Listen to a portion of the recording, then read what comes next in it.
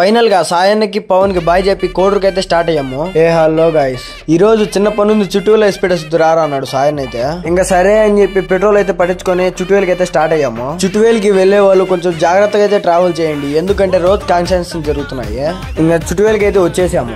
ఇంకా సాయన్న మా నిమ్మకాయ తోట చూపిస్తారా అంటే ఇంకా స్టార్ట్ అయ్యాము చూడడానికి. ఇంకా నిమ్మకాయ తోట అంతా చూసేసిన తర్వాత సాయన్నకి అయితే బాయ్ చెప్పేసి బయలుదేరాము. సరే అని ఇంకా చుట్టువేలకి వచ్చాము కదా అని చెప్పి పవన్ కి అయితే ఫోన్ చేసాము. రాండ్రా టిఫిన్ తినేసి పోదు అన్నాడు. అని కార్తిక్ బండి చుట్టువేల పెట్టేసి చక్రంపేటకి అయితే స్టార్ట్ అయ్యాము. పాపం పిల్లకాయ మేము వస్తున్నాం అని తెలిసి రోడ్డు పైన అడుగుతున్నాడు ఎప్పుడెప్పుడు వస్తామని.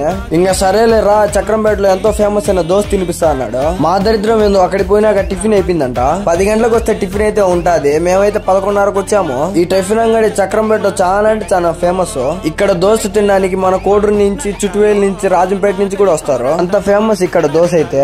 ఇంకా సరే అని పవన్ తో అలా కొంచెం ముచ్చట్లు అయితే పెట్టుకున్నాము. ఫైనల్ గా పవన్ కూడా పై చెప్పేసి కోడూరుకి అయితే వచ్చేసాము.